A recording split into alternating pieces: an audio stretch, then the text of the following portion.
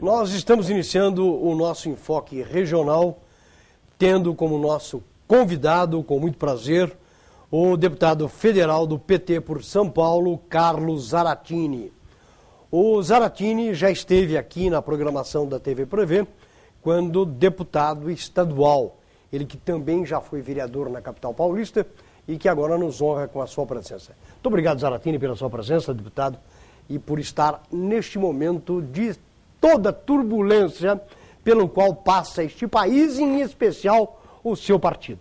Muito obrigado pela coragem e por ter aceito o nosso convite de estar participando dessa programação.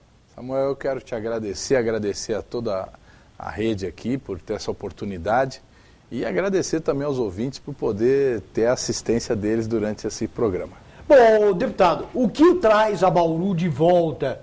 Nós sabemos que a sua carreira é uma carreira longa, uma carreira que já passou pela Câmara de São Paulo, pela Assembleia e agora está no seu terceiro mandato como deputado federal. O que o trouxe a esta região? Olha, nós estamos fazendo um trabalho muito importante no PT, os deputados federais e estaduais do partido, percorrendo todas as regiões do estado. Então nós estamos, todo mês a gente faz um fim de semana onde a gente visita as diversas regiões do estado, que nós dividimos em macro-regiões, visitamos cidades pequenas, cidades grandes, fazemos plenárias, discutimos com o partido e discutimos também com a população através dos meios de comunicação. Então é uma oportunidade que a gente vem tendo de disseminar um pouco o debate dentro do PT, porque, como você disse, é um momento difícil, que exige esclarecimento, que exige a vontade de trazer informações que muitas vezes não aparecem para a maioria da população, e nós temos que municiar todo o nosso pessoal desses argumentos, mas também esclarecer a população coisas que estão acontecendo e que muitas vezes o povo não está sabendo. Bom, deputado, claro que nós teremos este ano um ano eleitoral, onde o seu partido, que fez muitos vereadores, muitos prefeitos em todo o país, foi beneficiado por uma sucessão de momentos positivos. E hoje vive o anverso, ou o reverso da moeda. Eu pergunto ao senhor, como é que está o partido preparado para esta situação diferenciada de outras situações em que o PT nadava de braçada? Agora, uma corrente adversa e está aí fazendo com que muitas defecções de lideranças importantes no interior deixem o partido e sejam antagônicas àquilo que eles próprios pregaram. Olha, você tem razão, o PT vive um momento difícil, né, fruto em duas questões basicamente. Uma crise econômica que se agudizou, né, uma crise econômica que apareceu para a população em 2015, né, porque até 2014 nós tivemos em dezembro de 2014 o menor índice de desemprego da história do país. Né? O país viveu um momento de crescimento econômico de 2004 a 2014. Nós vivemos uma década de crescimento sob governo do PT e por isso que você mesmo disse, tivemos momentos muito favoráveis nas eleições. Mas agora estamos vivendo uma crise econômica, aumentou o desemprego, tivemos problemas com a inflação, agora estamos tratando de superá-los e vivemos também um ataque violento da parte de denúncias de corrupção, principalmente na Petrobras, e que, através dessas denúncias, tenta-se chegar ao PT. Veja você, as denúncias já atingiram o PT, o PP, o PMDB, certo? Até o próprio PSDB houve informações... Um caso em Minas Gerais. Informações. O presidente do PSDB, o Sérgio Machado, recebeu recursos do esquema da Petrobras também, nós tivemos essa informação, e agora até o próprio Aécio Neves, por um dos delatores, se soube que recebia 1/3 da propina da hidrelétrica de Furnas, da Companhia Hidrelétrica de Furnas. Então, quer dizer, as denúncias atingem vários partidos, mas se destaca unicamente o PT. Então, logicamente, isso pela também... quantidade e pelo volume, né? Não, porque veja só que coisa estranha. O PSDB pede a impugnação da eleição da presidenta Dilma, alegando que houve recursos das empreiteiras para a campanha da presidenta Dilma e que esse recurso é desviado. O mesmo volume de recursos que foram contribuídos por essas empresas para a campanha da Dilma, houve contribuição para a campanha do Aécio. A mesma coisa. Agora, o dinheiro da Dilma é da corrupção. E o dinheiro da Aécio, não é? Da onde vem o dinheiro da Aécio? Quer dizer que essas empresas apoiavam o Aécio e só davam o dinheiro para a Dilma por conta que estava no governo? Eu não acredito nisso. É uma história da carochinha. Então, o problema é que tem que se investigar o conjunto dos problemas, né? Porque as mesmas empresas que trabalhavam na Petrobras faziam obras no metrô de São Paulo, faziam obras para o governo de Minas Gerais, faziam obras para todos os governos estaduais. Então, é necessário que a gente faça uma avaliação completa. Mas, infelizmente, a Operação Lava Jato, conduzida pelo juiz Sérgio Moro, ela foca única e exclusivamente no PT. Né? Deputado, o senhor me desculpa, mas eu não concordo com o senhor. Eu acho que, historicamente, nós já tivemos corrupção desde a família real quando chegou no Brasil. Bem lembrado. Tá? Então, de lá para cá, eu não acredito na isenção de nenhum dos partidos que nós tivéssemos passado incólume e impune toda a situação. Mas o que eu reitero ao senhor é o volume, a ligação e a própria formação deste conluio que sobrecaiu agora, em grande parte, sobre o PT. Mas o que eu quero lhe dizer é o seguinte, eu não estou dizendo aqui que não existiu nada. Não Isso é uma entrevista, não é um debate, não, viu, Deputado? Não, mas eu não estou querendo dizer que não existiu nada. Mas veja agora, nós tivemos uma denúncia das merendas no governo do Estado de São Paulo, que chega na Casa Civil do governador Geraldo Alckmin.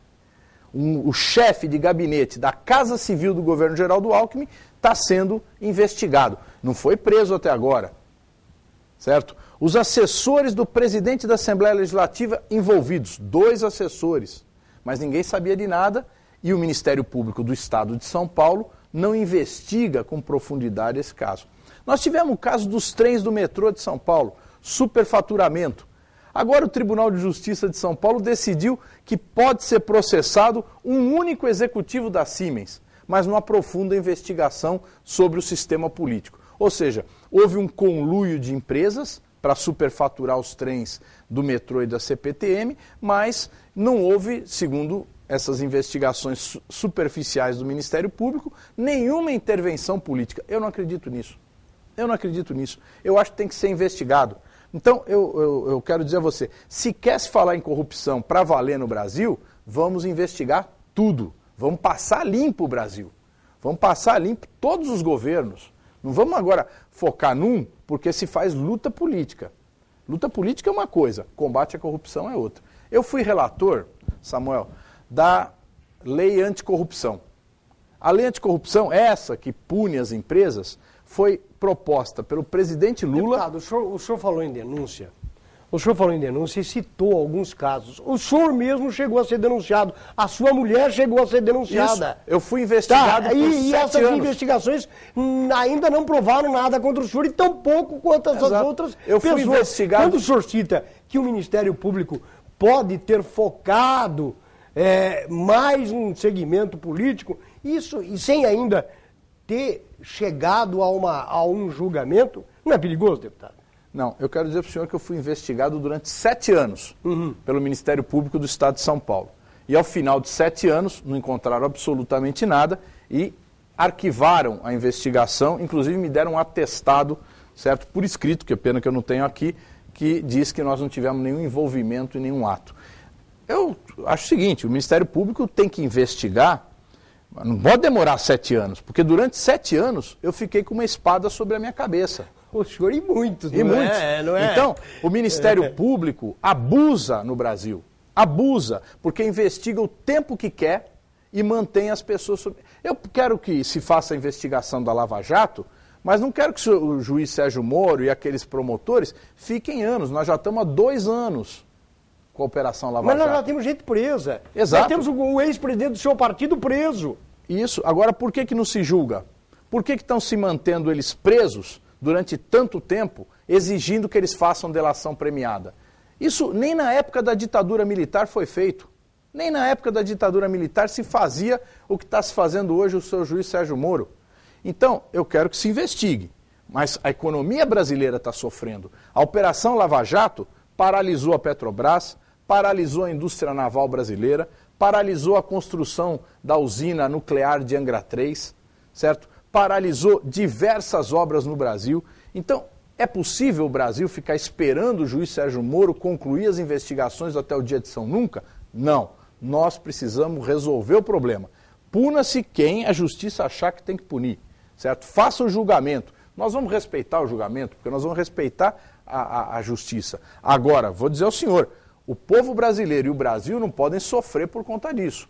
Então vamos permitir que as empresas se recuperem, que os seus dirigentes sejam punidos, se for o caso, mas que as empresas possam se recuperar, que as obras possam ser retomadas, que a Petrobras possa voltar a investir para que a gente possa, de fato, gerar emprego e sair da crise. É isso que o Brasil precisa. Eu não quero saber aqui de promotores que ficam no estrelato, aqueles promotores que querem dar entrevistas sem ter tido um único voto e querer governar o país através de ter um cargo no Ministério Público. Nós queremos investigação, mas queremos também que essa investigação tenha um prazo e que conclua. O Supremo Tribunal Federal já deveria ter tomado medidas em relação a isso, porque não é possível que a gente tenha processos eternos. O juiz tem que acolher os dados do Ministério Público, ouvir a defesa e julgar.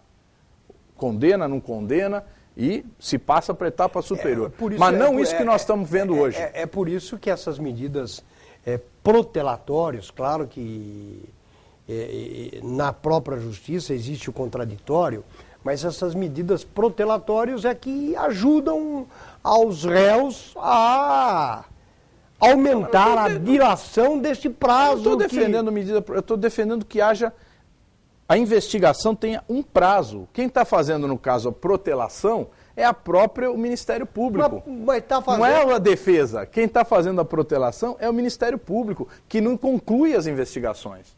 Então, como eu disse, o Brasil sofre com isso. Nós estamos paralisados a economia, por vários motivos. Esse é um deles.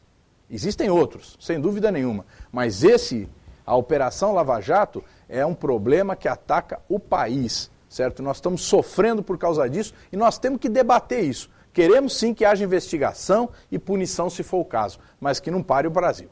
O que é que o senhor acha que teria hoje motivado a esta crise? Qual foi, na sua opinião, o mais importante? Foi a Operação Lava Jato, a corrupção que foi desencadeada aí na Petrobras, com gente ligada às empreiteiras e que são acusadas aí de terem dado essas propinas para tanta gente, ou nós estamos encontrando um problema político sério em função de tudo aquilo que aconteceu na última eleição presidencial, onde a presidente teve que, para se reeleger, vender uma ilusão muito grande com informações e afirmações que não eram condizentes com a realidade do país da época. Olha, eu acho o seguinte, nós estamos vivendo uma crise, que é uma crise econômica, certo? Que é por conta de erros políticos que a própria presidente reconheceu, que não avaliou no tempo exato os problemas que estavam havendo na economia mundial e não tomou medidas para proteger. Ao contrário, as medidas que o Brasil tomou em 2014, o governo tomou, foram medidas no sentido de desoneração da folha de pagamento. Essa desoneração chegou a mais de 30 bilhões, certo? E que favoreceu, tanto que baixou o desemprego. Só que no momento seguinte, quando a onda virou, certo? Quando a economia mudou, nós tivemos uma falta de recursos e é o que nós tivemos, sofremos em 2015 com déficit e agora 2016 também vamos ter novamente um déficit, apesar de toda a economia que o governo tem feito, certo? Agora, essa crise se agrava pela questão da Lava Jato. O senhor vê, os delatores, funcionários da Petrobras que tinham contas no exterior milionárias, como o senhor Pedro Marusco, como o senhor Paulo Roberto, esses estão soltos. Não vão ter punição quase que nenhuma, a não ser usar uma tornozeleira. Mas vivem nas suas casas, fazem festa de casamento regada a champanhe, estão vivendo numa boa, certo? Então, o que é necessário ver é o seguinte, que a delação premiada, ela favorece muito o delator, Favorece muito o delator, que não é punido e vai continuar vivendo bem, com uma parte daquilo que ele roubou, né? Então, nós temos que superar isso.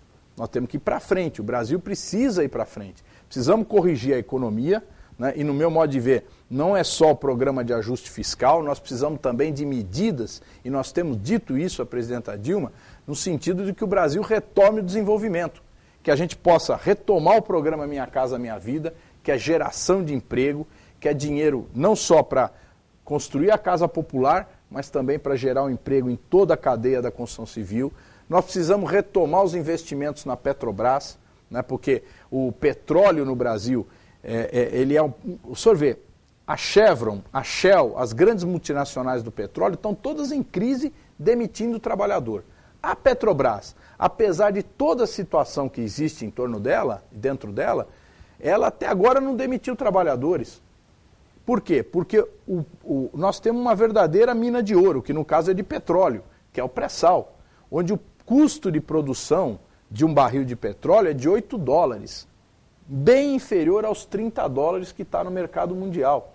Então, essa grande jazida de petróleo, que é explorada principalmente pela Petrobras, o senhor está bem a par, tem que estar desse assunto, porque o senhor, inclusive, integra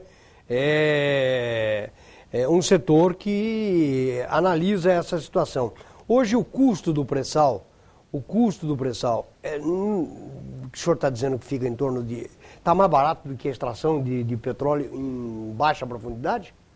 Bem mais barato, porque a produtividade, o que uma plataforma de petróleo no pré-sal, ela extrai, ela é muitas vezes, eu não tenho o número aqui de cabeça, mas é muitas vezes mais do que uma plataforma de petróleo de águas menos profundas. Então, a produtividade é gigantesca. E é por isso que se quer, nesse momento, existe um projeto lá do senador José Serra, mudar o regime de partilha. Tirar a Petrobras de operadora única. O que quer dizer operadora única? Que a Petrobras, em todas as plataformas, ela tem que ter uma participação. Isso é importante para o Brasil, porque o conhecimento que se tem do subsolo vai ficar na mão de uma empresa brasileira. Se a gente deixar outras empresas estrangeiras operarem na área do pré-sal, nós vamos entregar de bandeja não só os conhecimentos geológicos, mas também a tecnologia. Que só a Petrobras hoje no mundo tem tecnologia para explorar o pré-sal. Nenhuma outra empresa do mundo tem isso. Então, nós temos uma vantagem comparativa, o Brasil tem essa vantagem, que nós não podemos jogar pela janela. Nós temos que recuperar, sanear a Petrobras e fazer a Petrobras trabalhar para produzir um petróleo de qualidade, certo, para beneficiar o povo brasileiro. E o senhor acredita nessa recuperação depois de tantos escândalos e tanto... o que está faltando, na minha visão, por aquilo que a gente tem acompanhado na própria mass mídia, é a falta de credibilidade, porque passa ao Brasil, porque os investidores não querem investir, os investidores internos também não acreditam muito neste país que nós vivemos e principalmente porque está à frente um governo que perdeu a credibilidade, pelo menos por um determinado momento. Olha, eu vou dizer para o senhor, o Brasil sofre muito com essa visão de que nós somos um país atrasado. Não somos. Nós somos um país em desenvolvimento. Nós temos atrasos seculares, atrasos históricos. Nós fomos o último país a acabar com a escravidão.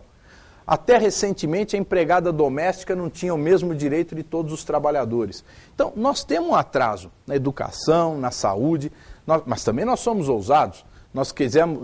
Em 88, os nossos constituintes aprovaram o Sistema Único de Saúde, que é a possibilidade de qualquer cidadão brasileiro, em qualquer lugar desse imenso país, ter atendimento médico gratuito. É fácil construir isso? É fácil tornar isso realidade? É lógico que não. A Inglaterra, que é um país muito menor que o nosso, com uma população que é 1/3 da nossa, até hoje não tem um sistema com uma alta qualidade. Tem um ótimo sistema de saúde, que é um dos melhores do mundo. Mas custa caro. Custa caro, e custa caro no mundo inteiro. Né? Então, o problema todo nosso é o seguinte, nós somos ousados, nós queremos fazer sistema público de saúde, nós queremos fazer um sistema público de ensino, nós temos atendimento nas crianças em 97% das crianças na escola, nós estamos conseguindo aumentar o número de estudantes universitários. Em 2003 nós tínhamos 3 milhões de estudantes universitários por ano, agora nós estamos 7 milhões de estudantes universitários por ano. O Brasil, sem dúvida nenhuma, está melhorando. Agora, nós não podemos ter essa visão de que o mercado financeiro está descontente. O mercado financeiro quer que a taxa de juros aumente, quer que ganhe cada vez mais, quer que o Brasil fique endividado, porque aí eles vão ganhar mais. Nós temos que pensar na visão do povo brasileiro. O povo tem que ter qualidade de vida, o povo tem que ter emprego e o povo tem que ter renda. São essas 3 questões fundamentais. E isso, o governo tem que trabalhar para isso. Houve erros do governo? Eu não tenho dúvida nenhuma. Mas eu acho que nós temos condição de superar essa crise e o Brasil retomar o desenvolvimento, desde que haja interesse do conjunto das forças políticas. E aí eu falo inclusive da oposição. A oposição gastou o ano de 2015 falando do impeachment, que queriam tirar a Dilma, tirar a Dilma, tirar a Dilma. Não conseguiram, né? E não vão conseguir. Então chegou a hora da oposição sentar, pelo menos a parte mais responsável da oposição, sentar na mesa para falar suas opiniões do que tem que fazer no país. Como é que nós vamos superar a crise? Nós não somos contrários a sentar na mesma mesa com a oposição e discutir os problemas do Brasil. Agora, se a gente sentar na mesa para eles falarem nós queremos impeachment, sinceramente, não existe condição. A presidenta Dilma ganhou a eleição. E ela tem o direito de governar. Se fosse o contrário, como é que seria a reação do PT? O senhor já imaginou estar do outro lado e vendo o PT nesta oposição, como é que seria a ação dele? Olha, eu vou falar para o senhor, o PT já ganhou inúmeras eleições e já perdeu inúmeras eleições. Eu sei, mas o senhor sabe como é que foi o PT na oposição. Eu sou da capital de São Paulo, nós já governamos a cidade de São Paulo com a Luísa Erundina, com a Marta Suplicy e agora com a Haddad. A Luísa Erundina e a Marta Suplicy perderam as eleições seguintes, governaram um mandato e perderam a outra. E nem por isso o PT na capital de São Paulo fez uma oposição da forma sectária como está sendo feito hoje. Certo? Nós, se formos para oposição na próxima eleição, nós vamos respeitar. Quem ganhou a eleição, ganhou. Governem. Certo? Quem perdeu, espera 4 anos. Se prepare para governar. E ajude o país a crescer. Então, nós temos essa visão.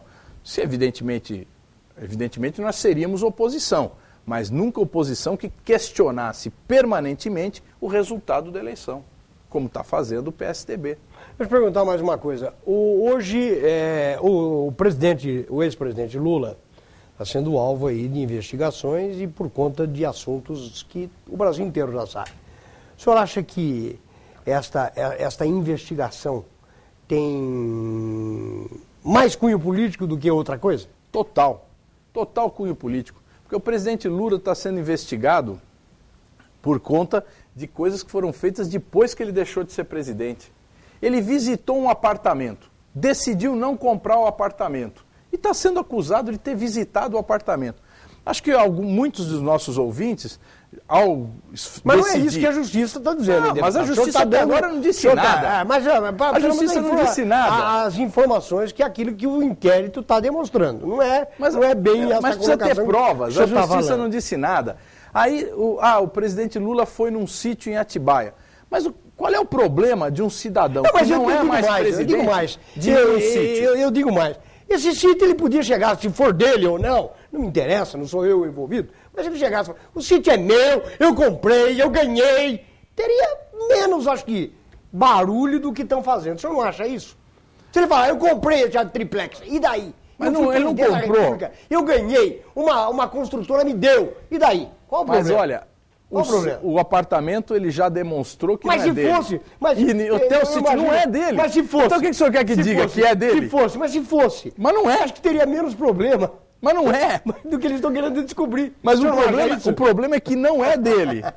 E o que um promotor de São Paulo, inclusive, fez uma coisa irregular. Porque o promotor não pode pegar um processo e desviar o processo e investigar uma outra coisa que não está no processo. Então esse promotor de São Paulo fez esse absurdo. O Conselho Nacional do Ministério Público já mandou tirar dele o processo. Então o processo já não está mais com esse promotor. Vai ter que ser sorteado um outro promotor. Porque, o senhor vê, tem um setor do Ministério Público, tanto do estadual como do federal, que são militantes políticos. Tem gente na Polícia Federal que é militante político. É só o senhor pegar a página de delegado no Facebook e eles fazem campanha contra o governo. Então a gente fala tanto que tem que... Eu até estranho, porque essa gente foi beneficiada muito pelo próprio presidente pelo próprio PT. e pelo PT, o porque vê os salários, é isso que eu ia da falar. Polícia Federal, o salário do Ministério Público é um absurdo. Estranho que alguém esteja cuspindo um prato que... Vou lhe dizer uma coisa para o senhor ter uma ideia. Tem um deputado do PSDB, Nelson Marquesan Júnior. Ih, Pirassununga. Não é Marqueselli. Nelson Marquesan, do Rio Grande do Sul, que apresentou um projeto que nós vamos votar favorável, que é um projeto seguinte: não pode ter salário acima do teto constitucional. Por quê? Porque no Judiciário, no Ministério Público, na Polícia Federal, o acúmulo de salário com as gratificações... É o dobro do que ganha o presidente da República. Tem gente o triplo, o quádruplo. O próprio Sérgio Moro recebe R$70 mil de salário por mês. Então, o Nelson Marquesan, com razão, apresentou esse projeto e a gente quer votar na semana que vem. Não sei se vai ser possível, mas vamos trabalhar para votar semana que vem, porque a economia, ela vai chegar a mais de 6 bilhões de reais se a gente puder cortar esses salários, super salários que essa gente conseguiu ganhar através de processos, de incorporação de gratificações absolutamente irregulares. Bom, deputado, nós estamos chegando ao final da nossa entrevista e eu pergunto ao senhor agora, para encerrar esta entrevista. Nós teremos as eleições neste próximo mês de outubro. E essa situação de anomalia política por que vive o país, o senhor acha que o próprio partido que o senhor pertence e que teve uma eleição tranquila em eleições passadas para municípios, vereador. Não, tranquila que eu quero dizer no sentido de ter um maior número de legisladores e de executivos, que foram chefes eleitos. Este ano a situação pode mudar em função de tudo isso? Olha, sem dúvida que a situação política acaba atrapalhando principalmente o PT por dois motivos, por esse denuncismo todo e também pela crise econômica. Isso não tem a dúvida. Agora, eu vou dizer a você uma coisa. Eu acho que o debate das eleições municipais ele vai ser muito municipal. Mas não vai ter reflexo de Brasília? Vai ter, mas eu quero só para concluir. Só para concluir, Samuel. Vai ser muito municipal e a situação dos atuais prefeitos vai ser muito difícil, fora raríssimas exceções. Mas geralmente, pelo que a gente está vendo por São Paulo, pelo estado de São Paulo e pelo país afora, é que os prefeitos estão tendo mais dificuldade financeira, estão tendo mais dificuldade de operar as suas contas. Então, a população também está descontente com os atuais prefeitos. Não estou falando do PT, do PMDB, estou falando em geral, certo? Então, eu acho que essa eleição, a característica dela vai ser uma característica de favorecimento das oposições municipais, que aí tem N partidos, tem lugar que você é governo, tem lugar que você é oposição. Então, quem for oposição, no meu modo de ver, vai ter mais vantagem nessa eleição do que quem é a situação, ao contrário da eleição passada, onde havia uma bonança, o governo federal repassava muito recurso para os municípios, os prefeitos estavam bem. Agora nessa, eu acho que os prefeitos vão ter mais dificuldade para serem reeleitos ou eleger seu sucessor do que tiveram na anterior. Acabou o dinheiro do governo em todos os níveis? O governo federal está com dificuldade, está em todos os jornais. E isso reflete, não diretamente, mas indiretamente, nas prefeituras e nos estados. A presidenta Dilma agora regulamentou uma mudança da lei das dívidas dos estados e municípios com o governo federal para dar um respiro para os estados e municípios. Acabamos de fazer essa mudança para que diminua o pagamento da dívida, alongue essa dívida com estados e municípios para que eles possam manter os seus serviços e atendimento à população. Deputado, é um tema extremamente árido, eu gostaria de conversar até porque nós temos aí desempregos, nós temos empresas fechando e, claro, a culpa vai recair em alguém. E eu acho que o seu partido vai ser muito penalizado por essa situação. O senhor entende assim também, não? Eu acho que em alguns lugares sim, em outros não. Por exemplo, o senhor vê em São Paulo, capital. O prefeito Fernando Haddad, tem evidentemente dificuldades, porque ele, quando foi eleito, ele contava com um recurso do governo federal que não apareceu na sua integralidade, foi muito menos do que ele pensava que ia. Ou seja, né? O seu plano de governo foi diminuído, o plano de governo, assim. Só que ele conseguiu reorganizar o plano de governo de forma a atender várias demandas da população. Ele agora, ao fazer a campanha, vai mostrar para a população o que ele fez, porque ele também não gastou milhões em publicidade. Então, agora, no horário eleitoral, em outubro, em setembro e agosto, ele vai poder mostrar aquilo que ele fez. E eu acho, pela situação que eu estou vendo em São Paulo, por exemplo, que ele vai se dar bem nessa eleição. Não sei se vai ganhar, porque ganhar depende de muita coisa. Campinas, por exemplo, onde nós perdemos a última eleição por uma diferença pequena. O prefeito está muito mal. O prefeito do PSB está muito mal. E nosso candidato, nas pesquisas que estão sendo feitas agora, está em segundo lugar, atrás de um ex-prefeito que foi cassado e que não pode ser candidato. Então nós estamos em segundo em Campinas. Então eu quero dizer a você que o cenário municipal é um cenário que muitas vezes ele se descola do cenário nacional. Não quero dizer que não tem nada a ver, tem a ver, mas muitas vezes acaba ocorrendo situações que não quer dizer que vai automaticamente o PT ser derrotado. Está difícil ser deputado pelo PT nesse momento ou o senhor está conseguindo tirar a situação? Eu vou dizer para o senhor, está difícil ser deputado, pelo seguinte... A classe política está sofrendo muito. Não, mas a classe política sempre sofreu porque geralmente os meios de comunicação fazem campanha direto contra os políticos e não divulgam aquilo de bom que é feito. Mas eu quero dizer, a Assembleia, a Câmara dos Deputados, ela teve uma mudança de composição. Os setores conservadores aumentaram a sua força. Né? Hoje eles estão mais fortes lá. E colocaram pautas de debate, de discussão, de votação, de temas que não são os fundamentais para o Brasil. Então acaba se discutindo casamento gay, a questão do aborto, várias outras questões que não são centrais. A questão do Estatuto do Desarmamento, as questões centrais do Brasil, que é o desenvolvimento, que é a geração de emprego, acaba ficando de lado. Então nós temos que nos concentrar sobre isso. Né? E o que está difícil é a gente superar essa confusão política. O presidente da Câmara, o Eduardo Cunha, que está envolvido aí em muitos processos e que não sei se termina o seu mandato de presidente ou talvez o seu mandato de deputado, né? Ele é uma pessoa que tem uma ideia na cabeça. E essa ideia dele coincide com esses grupos mais conservadores e faz com que a Câmara não faça o debate real dos problemas do Brasil. Então, por isso que está sendo difícil, porque a gente não consegue colocar uma pauta de questões que sejam importantes para o país. O Ulisses Guimarães, quando era vivo, ele falou, não, cada ano piora a Câmara. Piora porque a gente deixa de debater esses problemas e nós precisamos avançar nisso. É isso que nós temos que cuidar. O Brasil precisa cuidar do seu crescimento para poder ter um povo melhor atendido. Deputado, sem cortes e na íntegra, essa entrevista permanecerá no site da TV Prevê, além da repetição normal e usual desse jornalismo que nós praticamos aqui, durante tempo indeterminado.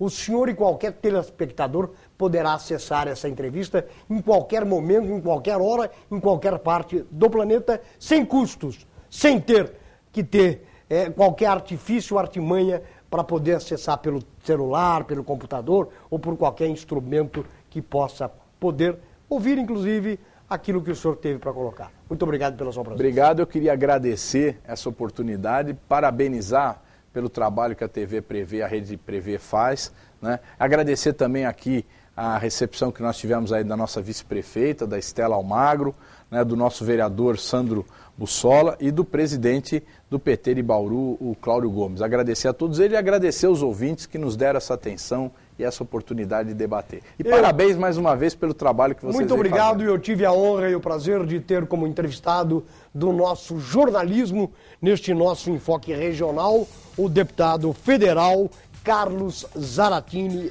do PT. Aos que nos acompanharam, os nossos agradecimentos. Sigam assistindo à programação da TV Prevê. Um abraço a todos e até o próximo programa.